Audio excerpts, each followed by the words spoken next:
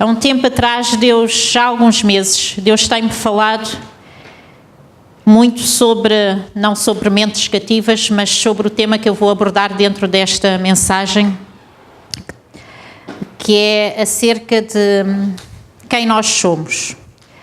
Durante o acampamento de crianças eu fiz uns devocionais, tentei abordar de uma forma muito ligeira isso, mas eu hoje quero desenvolver um bocadinho mais, e quem esteve cá a semana passada e ouviu a mensagem do pastor, vamos dizer que esta é a continuação daquilo que ele pregou, está bem? A parte 2, exatamente. Se eu vos perguntasse hoje, quem és tu, Natasha? Quem é que tu és? Sabes responder? Boa. Não é? Esta semana que passou, a Leonor teve que fazer um trabalho para a psicologia em que o desafio era eles fazerem um brasão e com imagens eles tinham que identificar aspectos da vida deles, a sua maior derrota, o seu objetivo, coisas assim. De certa forma era identificar-se a ela mesma. E eu achei piada porque ela no fim conseguiu ser precisa, a forma como ela quer ser lembrada, como ela quer ser vista, não é? E conseguiu ser precisa porque nem sempre nós temos a facilidade de saber quem nós somos. Andamos muito perdidos às vezes. Quem é que eu sou, não é? E quando nós perguntamos, às vezes as pessoas identificam-se a si mesmas por aquilo que elas fazem, por as suas aptidões, pelas suas capacidades, pelo seu aspecto físico, não é? Sou alto, sou magro, sou gordo, sou branco, sou preto, não é? A gente identifica-se muito por características naturais. Quando nós temos Deus na nossa vida e Deus é conosco, vou dizer outra vez, quando nós temos Deus na nossa vida e Deus é conosco, a nossa identidade muda. Ok? A nossa identidade muda. E muitas situações que nós vivemos, muitas batalhas que nós temos como crentes, é porque nós sabemos, conhecemos, ouvimos, já ouvimos pregar, já ouvimos ensinar, mas isso ainda não se tornou uma realidade no nosso coração. De que Deus é conosco e eu hoje sou uma pessoa diferente. Porquê? Porque Deus é comigo. Ok? Então, esta natureza de Deus é a forma com a qual nós todos nos devemos identificar. Então, muitas vezes nós passamos por circunstâncias em que nos identificamos com a nossa natureza, que a Bíblia chama carnal, ou natural, ou com a nossa humanidade. Mas é difícil, quando nós saímos de um reino natural para um reino espiritual, que é isto que acontece quando nós aceitamos Jesus, e nós temos pregado muito sobre o reino, e o Elias tem falado muito sobre isso, e temos orado muito sobre isso. Quando nós estamos num reino espiritual, nós não nos podemos identificar com características naturais. É a mesma situação de se tu mudas de país, o pé que se mudou, não é? De Inglaterra, és sempre apanhado no comboio, veio de Inglaterra para Portugal. Em Inglaterra ele tinha que falar inglês, ele tinha que viver de acordo com as leis inglesas, ele adaptou-se a uma cultura própria daquela nação, não é? Quando ele vem para Portugal, ele não pode viver como vivia lá, porque há leis novas, a cultura é diferente, a língua é diferente, ele não pode falar inglês em Portugal, não é? Vai ter dificuldade. Com os jovens já é mais fácil, não é? Agora já todos falam inglês, não é? Mas ele tem que falar português, uma nova linguagem. Quando nós vamos para o reino de Deus e pertencemos ao reino de Deus, nós temos que ter esta consciência, que as leis mudam, ok? A conduta muda, a moral muda e a nossa linguagem tem que mudar. Então, qual é a nossa dificuldade como crentes? é que nós percebemos que as leis de Deus são diferentes, entendemos? Fazemos um esforço incrível para obedecer aquilo que Deus diz. Nós sabemos que a conduta moral muda, os nossos princípios mudam e nós esforçamos-nos para viver de acordo com os princípios de Deus. Mas muitas vezes nós não mudamos a nossa linguagem. Então estamos a tentar falar uma língua estranha num reino que é de Deus e as coisas não funcionam. E a isto chama-se cativeiro, ok? Porque nós nascemos no mundo natural, crescemos, né, de acordo com as leis, fomos formatados neste mundo. Pela nossa cultura, pelo ensino e educação que recebemos em casa, né, pela nossa sociedade. Então nós começamos a ser formatados por coisas naturais, humanas. E quando nós estamos deste lado, no reino de Deus, a nossa mente muitas vezes ainda está cativa a coisas naturais. Vamos abrir a Bíblia em 2 de Coríntios, capítulo 10. Vocês estão a entender o que eu estou a dizer? Ok. E 2 Coríntios, capítulo 10, no versículo 4 e 5, diz o seguinte: porque as armas da nossa milícia não são carnais, mas elas são poderosas em Deus para a destruição de fortalezas. Que fortalezas? Vamos ler. Destruindo os conselhos, ok? As ideias, e toda a altivez ou a soberba que se levanta contra o conhecimento de Deus. E levando cativo o entendimento à obediência de Cristo. Ok? Por outras palavras, o que esta passagem diz é que quando nós estamos no reino de Deus, nós temos que ter consciência que não podemos usar armas naturais. Ele diz, não podemos usar armas carnais, naturais, humanas, para combater as fortalezas da nossa mente. Então o que é que nós temos que fazer? Nós temos que sujeitar toda a soberba, toda a ideia, todo o conhecimento, tudo aquilo que se levanta contra aquilo que Deus fala, nós temos que sujeitar a Cristo. E ao fazermos isso, ao sujeitarmos tudo o que se levanta na nossa mente como fortaleza, nós vamos deixar que Cristo ministre na nossa vida as coisas que são do reino, os pensamentos do reino, a identidade do reino, o coração de Deus, ok? Os pensamentos de Deus. Há uma história da Bíblia que eu quero usar, que está em Juízes, e nós vamos abrir para ler, de um homem que todos vocês conhecem. E este homem, em Juízes capítulo 6, chama-se Gedeão. Ele foi juiz sobre Israel durante muitos anos. E este homem teve um encontro com Deus.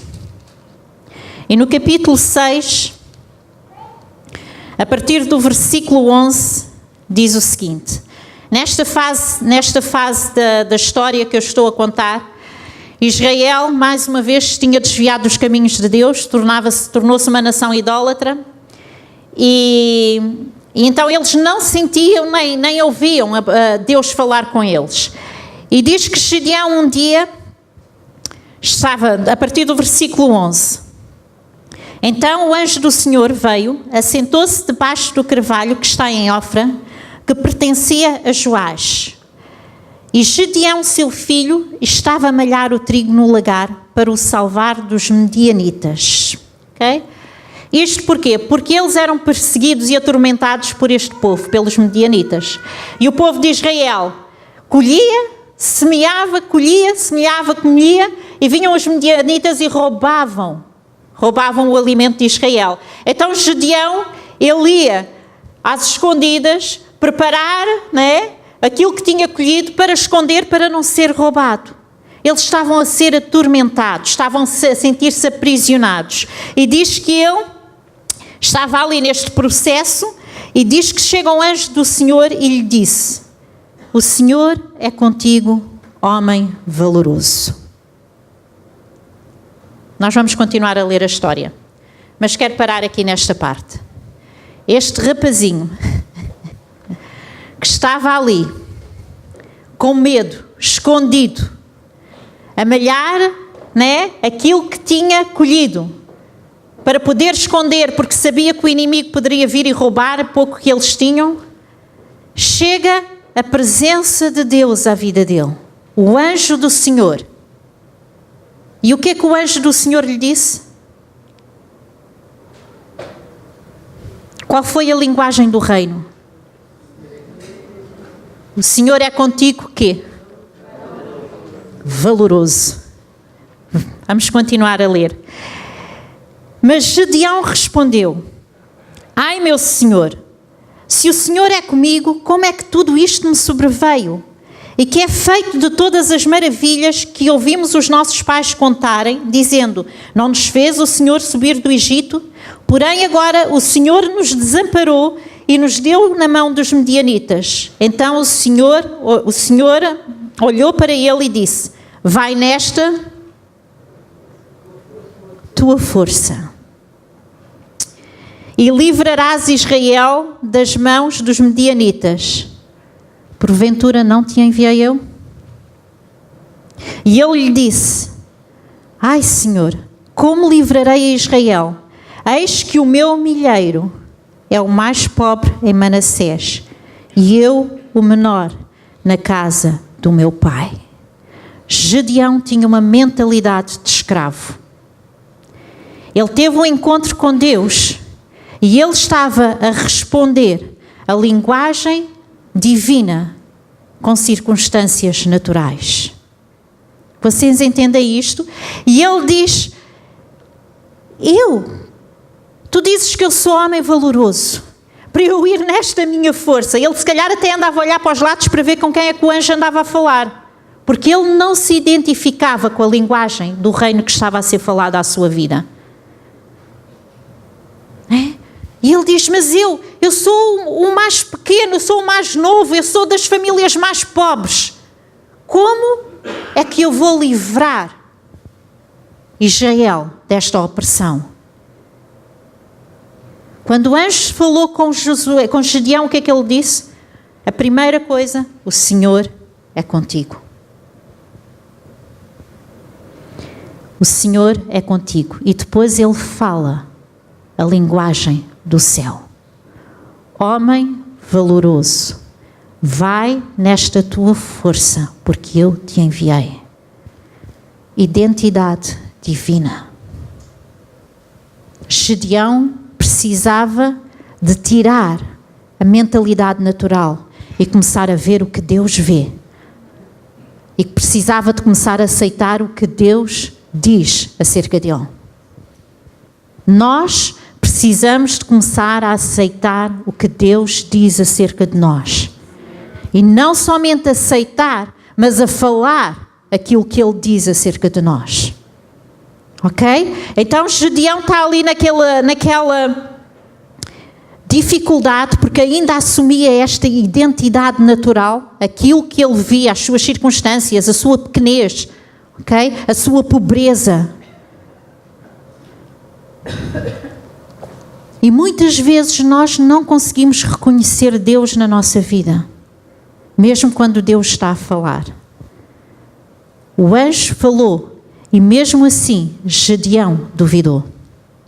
E o anjo disse-lhe: olha, tu vais pescar. E o Gedeão disse: olha, não te vais embora, assenta-te aí um bocadinho, eu vou ali pescar um manjar para ti, vou preparar aqui o que tenho de melhor.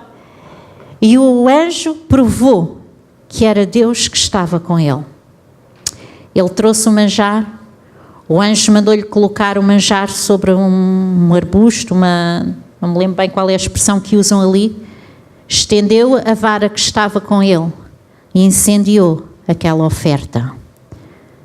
E ele ficou surpreso. Realmente, eu vi o anjo do Senhor face a face. Eu tive um encontro com Deus. Quantos de vocês têm a certeza que já tiveram um encontro com Deus? Eu tenho. E eu posso ter quase a certeza absoluta que se vocês estão aqui nesta manhã, é porque vocês têm essa certeza que tiveram um encontro com Deus. O que é que Deus falou? O que é que Deus tem falado? Tu conheces o que Deus diz acerca de ti? Tu sabes quem tu és? Ou vais continuar a usar uma linguagem natural para te descrever? Ok? Se nós continuarmos a ler, nós íamos descobrir que Gedeão, mesmo depois de toda aquela revelação, ele entrou em dúvida. E ele diz, olha, se realmente és tu, Senhor, que estás a falar comigo, então eu vou pôr um pedaço de lã, não é? E durante a noite o pedaço de lã vai estar ali, e o orvalho vai cair, e eu quero que a terra toda à volta do pedaço de lã esteja seca, e que aquele pedacinho de lã esteja molhado, e aí sim eu vou ter a certeza que tu estás a falar comigo. Eu quando me converti, eu dizia assim, quando tinha muitas dúvidas se Deus estava a falar comigo, disse, Senhor, porquê que tu não mandas um anjo? Era mais fácil, digo eu, olha, para ele não foi nada fácil. Não é? Porque não tem a ver com as evidências que Deus nos dá, tem a ver com uma mente cativa e incrédula. E hoje nós precisamos que Deus desbloqueie alguma coisa, que o Espírito Santo desbloqueie alguma coisa na nossa mente, para que nós possamos crer. E a nossa linguagem mude. E o anjo fez aquilo que Gedeão pediu. E aquele pedaço de lã ficou molhado e toda a terra à volta ficou seca. Mesmo assim,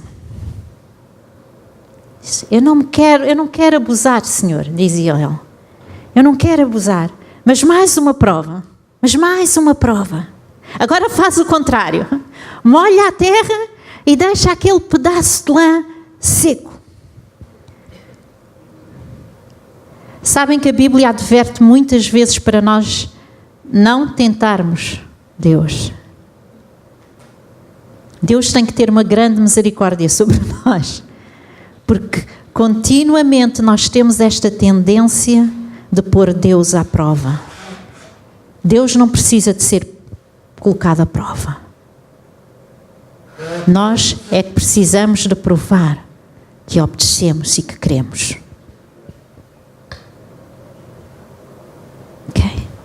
E o anjo, naquela imensa misericórdia de Deus, fez isso.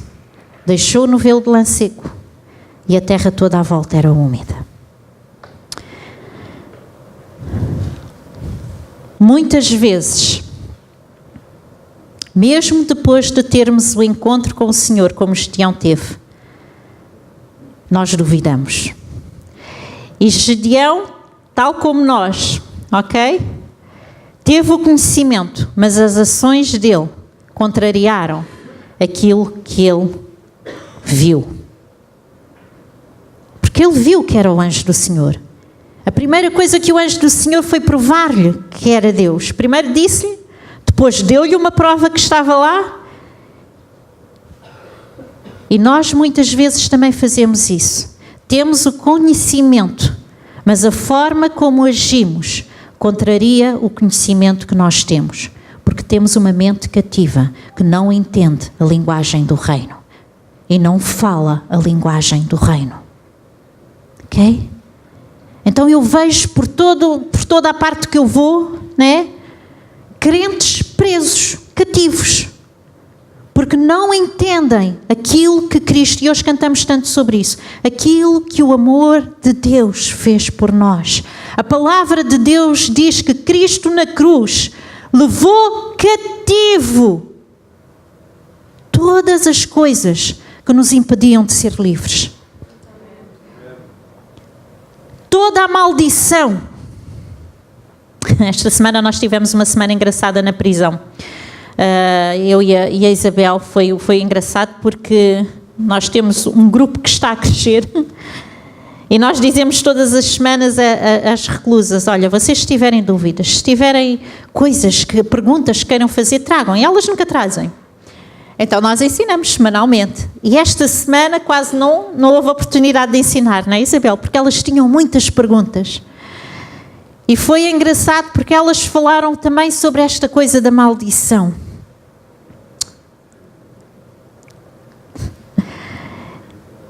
Também falaste? Terça e quarta. Ok. Eu nunca vi crentes com tanto medo de tanta coisa.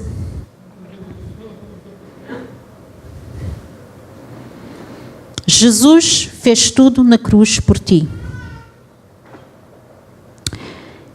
E se tu estás a sofrer alguma consequência da tua velha vida, da tua natureza humana, é porque tu ainda não entendeste aquilo que Jesus fez.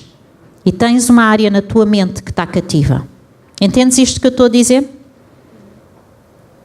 E eu não estou a dizer só para ti, porque todos nós temos áreas na nossa vida e na nossa mente que estão cativas. Então nós estamos todos a crescer nisto.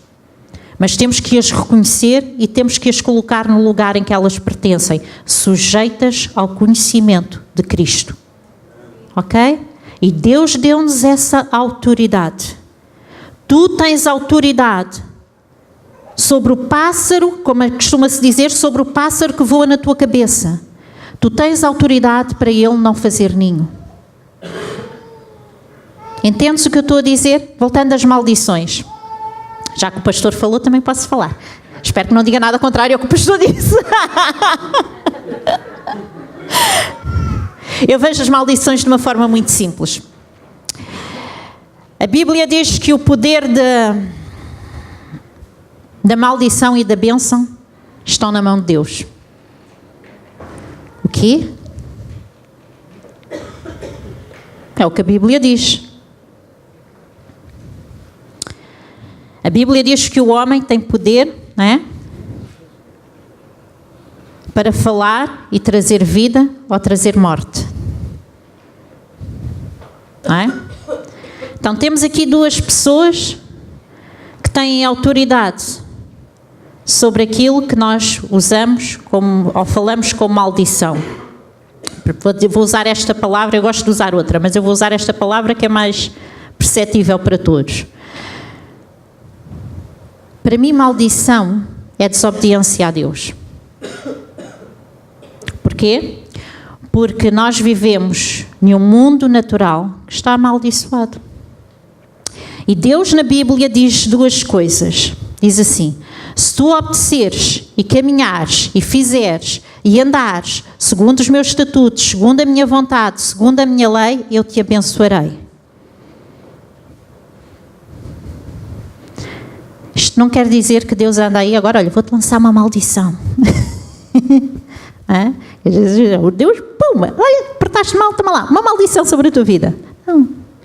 Isto quer dizer que sempre que eu não obedeço, não cumpro, não sigo os estatutos de Deus e entro em desobediência, eu estou-me a colocar debaixo de um reino que é governado por maldições. Vocês entendem a diferença? Então eu estou a sujeitar a minha vida e estou-me a colocar em lugares e em situações e em circunstâncias que eu posso ser afetada por coisas que não são de Deus. Mas Cristo levou na cruz todas as minhas maldições.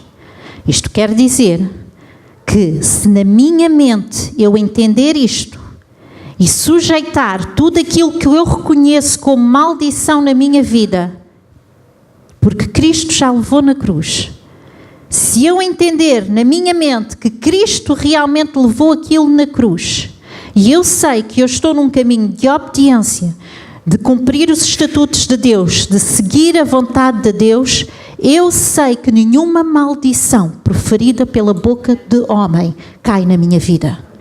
Tu entendes isso? Eu não tenho medo de maldições se a minha vida está sujeita à vontade de Cristo. Porque eu sei que Cristo levou na cruz toda a maldição. Portanto, a maldição, como diz a Bíblia, não vem sem causa.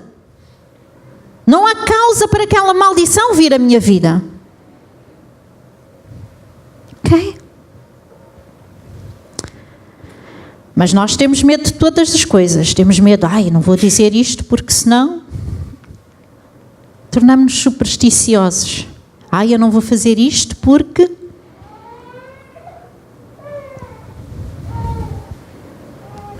Superstição não é cristianismo. Nós temos medo de tudo. Temos medo da morte, por exemplo. É um dos temas que nós falamos também lá com as raparigas. E fiquei espantada com a reação delas ao dizerem e afirmarem que realmente tinham medo da morte.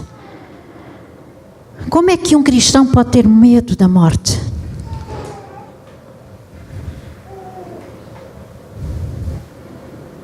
Tens uma esperança eterna? O que é que Cristo resgatou para ti na cruz?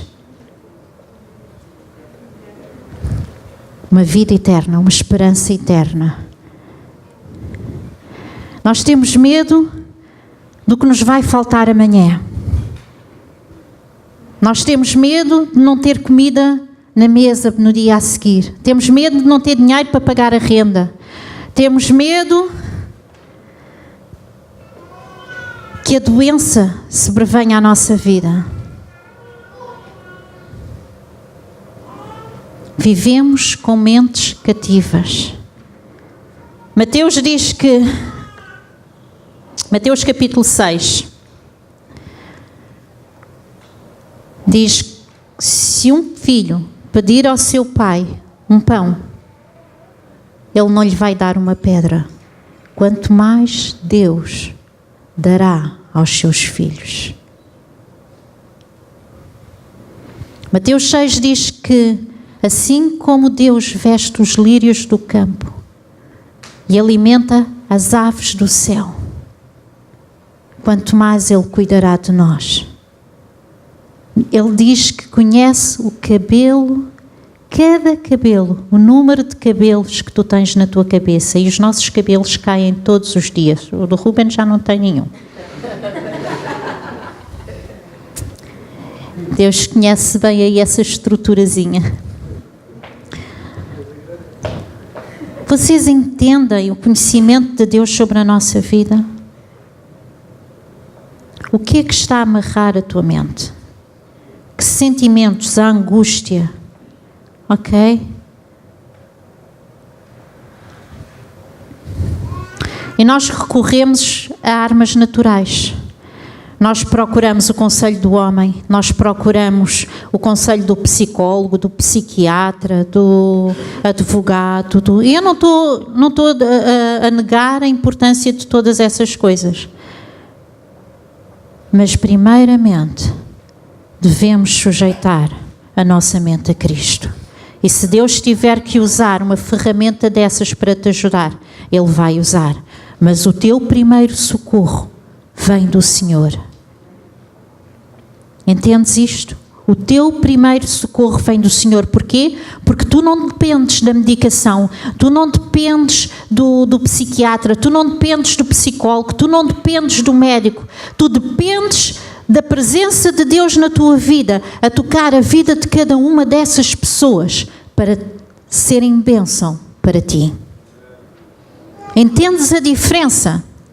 Então a minha dependência não está naquele medicamento, não está naquele conselho, não está naquela pessoa, não está no meu trabalho, não está na minha força. A minha dependência está em Deus, e eu sei que Deus vai usar estas circunstâncias para me ajudar. E mesmo se não o fizer, ainda assim, Deus continua a ser suficiente para mim.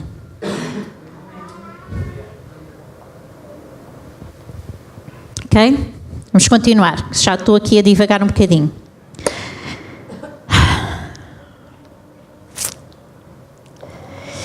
Quando nós falamos então de colocar a sabedoria do homem acima da evidência da verdade, né? Que foi aquilo que Gedeão fez com estas provas todas diante de Deus, que é aquilo que nós fazemos quando nós com as nossas ações contrariamos o conhecimento que temos de Deus, ok? Mesmo assim, Deus, Ele é misericordioso, ok? E Ele dá-nos a oportunidade de chegarmos àquele lugar de misericórdia e de arrependimento e de nos retratarmos diante dele. Okay? O Senhor fez isto com Gedeão. Ele fez isto, se nós continuássemos a ler a história, íamos perceber duas situações em que neste processo, porque nós todos estamos em aprendizagem, ok? E nós todos estamos a crescer e a desenvolver, como é o tema que nós temos este mês. Estamos a desenvolver para sermos mais como Deus.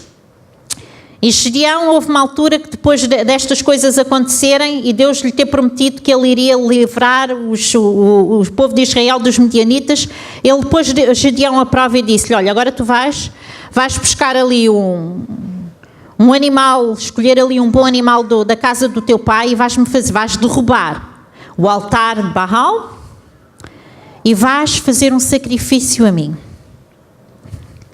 E desta vez Gedeão já estava disposto a obedecer. Mas é melhor fazer de noite, para ninguém ver. E foi a opção de Gedeão. E Gedeão vai de noite, sacrifica aquele animal, derruba o altar. Ok? E isto é uma coisa que Deus quer que a gente faça. Derrubar altares na nossa mente, derrubar altares no nosso coração. E colocar Deus no lugar certo, ok? E então, Gedeão vai, sacrifica o animal, consagra a Deus e de manhã o povo olha para aquilo, epá, mas o que é que aconteceu? Quem é que fez isto? Quem é que veio derrubar o altar de Baal? E Gedeão, cheio de medo, ele estava com medo, o que é que eles iriam fazer com a vida dele? E o pai de Gedeão, que era ele que tinha estes altares, o povo, alguns começaram a acusar Gedeão e disseram, foi Gedeão, filho de Joás, foi Gedeão. E o pai de Gedeão, ok? Aquela atitude ousada, embora escondida, de Gedeão, serviu de testemunho ao pai dele. A nossa obediência àquilo que Deus diz serve de testemunho a outros. E diz que o pai de Gedeão, que era ele que tinha aqueles altares de Baal, disse, então, mas vocês acham que Baal não se pode defender a ele mesmo? Se ele é Deus, ele que se defenda. E nós, com o nosso testemunho, com a nossa vida, temos que levar os outros, aqueles que estão ao nosso redor, a derrubar os altares que têm nas suas vidas. Mas para isso, nós temos que sujeitar à vontade de Deus. Uma atitude, um gesto de obediência. E um homem que levantava ofertas a um Deus falso, questionou esse Deus.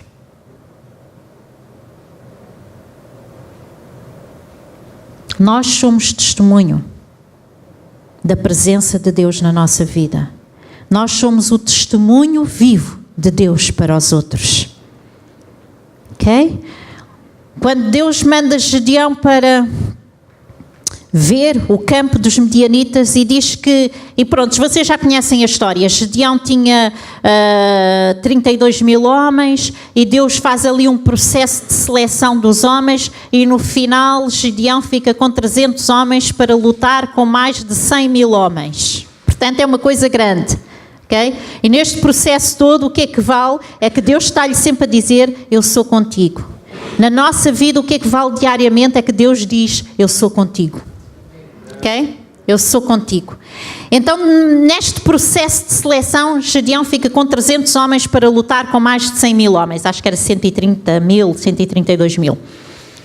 E Deus manda ele ver o acampamento dos medianitas. E Gedeão chega lá e diz que aquilo era mais do que os gafanhotos que não sei aonde, e que os camelos pareciam como mar, uma coisa imensa, imensa. E então diz que Gedeão olha para eles e Deus diz: olha, agora desce ao arraial. Cá está mais uma prova. Agora desce ao arraial e vai lá espiar. Deus conhece-nos tão bem. Ele disse para Gedeão: mas se ainda tens medo, mas se ainda tens medo, leva um servo contigo. E o bom de Gedeão foi sozinho. Não, levou o servo. Nós não estamos sozinhos neste desenvolvimento que nós temos, ok? Deus conhece a nossa natureza. Deus conhece-nos tão bem. E Deus vai colocar perto de nós as pessoas certas, no momento certo. Se tu sujeitares a tua vida a Deus, os teus pensamentos, tudo aquilo que é natural, se tu sujeitares isso ao conhecimento de Cristo, o que é o conhecimento de Cristo? É tudo aquilo que Ele já fez. Ok? Deus vai levantar parceiros, Deus vai levantar pessoas que te vão ajudar neste processo e neste caminhar. Deus diz que coloca o solitário em família. Porquê? Porque Deus conhece a nossa natureza. E nem sempre, há alturas na nossa vida que nem sempre nos sentimos com força só para ouvir Deus. E precisamos de ter, como Moisés teve, alguém que levante o nosso braço direito, alguém que levante o nosso braço esquerdo e que nos acompanhe nesta jornada. Então não temas, porque quando Deus fala, Ele age e Ele traz as circunstâncias certas e as pessoas certas para estarem ao teu lado. Eu tenho sentido isto tanto na minha vida, em tantas situações, ok? Em que eu sinto muitas vezes que eu sou sustentada pela oração de irmãos, pela oração de amigos. E eu vejo que eu não estou sozinha nesta caminhada, nesta jornada de aprendizagem. Então, se tu te tens sentido solitário, Deus é contigo. E além de Deus ser contigo, lembra-te que Ele coloca-te em família. Não te isoles. Vê quem Deus aproxima de ti. Quem é que Deus está a trazer? Porque esse é o anjo do Senhor para te ajudar naquela altura. Ok? Então diz que Gedeão desceu e mais uma vez Deus deu-lhe uma prova, porque mesmo no campo dos inimigos estavam dois inimigos a falar. Um tinha tido um sonho e outro teve a revelação do sonho e sabia que Gedeão ia atacar e que eles iam ser vencidos. Ok? E acho que Gedeão ouviu aquela conversa e provavelmente foi esta a razão de Deus ter enviado Gedeão no meio daquele acampamento. Aquilo que eu quero dizer isto, irmãos, é que a partir daquela altura, Gedeão teve provavelmente um desbloqueio na mente dele. Aquilo que ele não entendia, ele começou a entender. E nós vemos a linguagem de Gedeão a mudar. Ele agora já não falava coisas naturais, mas ele começou a falar coisas que Deus falou. E vemos um homem transformado. E a partir daqui nós começamos a ver aquilo que Deus falou no início. Homem valoroso, vai nesta tua força. E nós vemos um guerreiro ser levantado. Aquilo que Deus fala é a verdade. Aquilo que Deus fala sobre a tua vida é a verdade. Então, se a tua mente tem estado amarrada com mentiras do diabo, tu precisas dessa libertação e ouvir aquilo que Deus fala, ok? Então, Gedeão reconheceu que Deus era com ele. Ele juntou os 300 homens, distribuiu-os em 100, grupos de 100, e ele diz uma coisa: façam o que eu faço. Mas eu sou o menor da minha casa, sou da família mais pobre. Mas a linguagem do reino era: homem valoroso, vai nessa tua força. E de repente vemos este homem a levantar-se diante de um exército de 300 para combater um exército de 130 mil, e ele com ousadia diz: façam aquilo que eu faço. E depois, não somente ele reconheceu essa identidade de que Deus era com ele e por isso Deus lhe ia dar a vitória, mas o exército que estava com ele reconheceu essa autoridade em Gedeão. E diz que eles, quando começaram a batalha, e sabem como é que foi a batalha? Com jarros partidos e umas trombetas. Trouxeram confusão no arraial dos inimigos e eles lutaram entre si. E diz que os homens de Gedeão gritavam e diziam: a espada do Senhor e de Gedeão, o homem valente que foi na força do Senhor. A espada do Senhor e de Gedeão. Reconheceram não somente que Gedeão era um homem valente, mas que Deus era com ele. Ok? E finalmente, quando nós lutamos com armas que não são naturais, nós temos que entender quais são as armas espirituais que temos que lutar. E a Bíblia menciona que, para quem está a registar, se ler em 1 Tessalonicenses capítulo 5, versículo 8, e se ler em Efésios 6, do capítulo 11, do versículo 11 ao versículo 19, a Bíblia menciona alguma dessas armas, ok? E algumas dessas armas são a fé, o amor, a esperança da salvação, a verdade, a oração, a proclamação do Evangelho. Ai, que coisa! Então, mas isto não tem nada a ver com armas que a gente pensa que devíamos de lutar. O que é que Deus está aqui a dizer? Gedeão foi lutar com um exército de 1.300 homens e usou uma trombeta e usou jarros. A sabedoria de Deus não é igual à sabedoria do homem. E Deus diz que tu podes usar a tua fé, a fé que Ele deposita em cada um de nós. Deus diz que tu podes usar o amor dEle. Ok? Aquele amor que inunda a nossa vida e que faz derrubar muralhas. Era isso? Muralhas. A esperança da salvação, aquela certeza que aquilo que eu estou a viver não é acaso, porque há uma esperança no futuro para mim. Ok? A verdade, aquilo que Deus fala é a verdade, a palavra de Deus é a verdade. Queres mudar a tua mente? Conhece a palavra de Deus, conhece aquilo que Deus diz que tu és.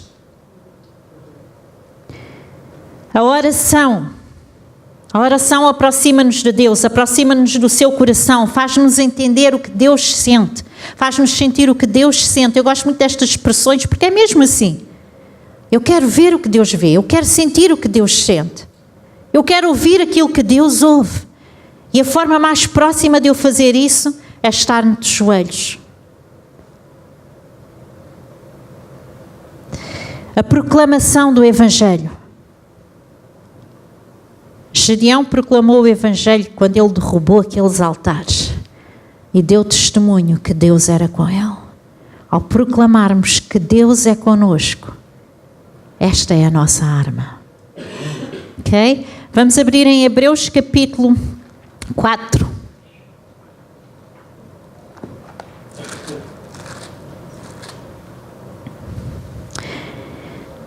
Do versículo 15 ao 16.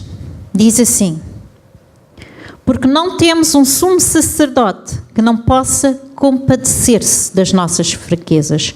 Porém, um como nós, que em tudo foi tentado, mas sem pecado.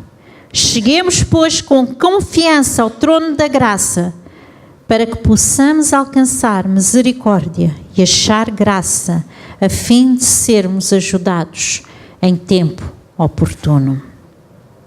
Deus está a dizer que Ele ainda se compadece de nós. E se de alguma forma precisamos da sua ajuda, ainda hoje é o tempo oportuno. Porque vai haver uma altura em que vai deixar de ser. Mas hoje é o tempo oportuno para achares esta ajuda diante do Senhor. Ok? A Bíblia fala em 3 áreas, isto só para terminar. 3 áreas que são naturais e que não vêm de Deus. Ele fala na concupiscência da carne, na concupiscência dos olhos e na soberba da vida. Ok? E estas são as 3 tentações que nós continuamente nos debatemos como humanos. Foi a tentação que o diabo usou contra Eva, ok? Concupiscência da carne fala de tudo aquilo que nós temos necessidade, ok?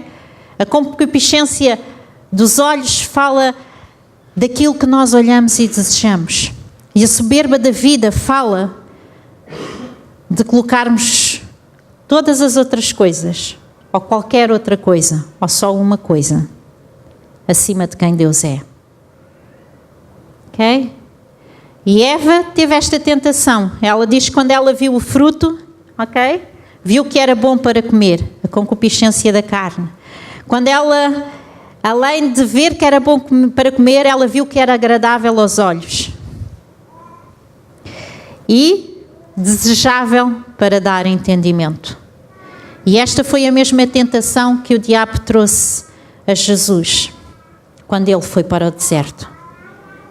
Tentou-lhe com a sua carne, ok? Tentou-lhe com os desejos e a honra deste mundo. Tentou-lhe com esta soberba, esta concupiscência. E é da mesma forma que ele tenta a nossa mente. Não mudou. Ele não mudou. Ele continua o mesmo. Então, se nós temos conhecimento disto, nós é que temos que mudar. E não vamos deixar que pensamentos que não venham de Deus atormentem a nossa vida. Porque nós não somos escravos. Nós somos livres e sujeitamos tudo na nossa vida ao conhecimento de Cristo. Quando nós temos conhecimento, nós temos autoridade para mudar as circunstâncias. A tua mente tem estado presa em alguma área? Deus hoje está-te a trazer conhecimento. E tu tens hoje, diante de Deus, o tempo oportuno para receber ajuda. Vamos ficar de pé, amém? E aquilo que eu vou pedir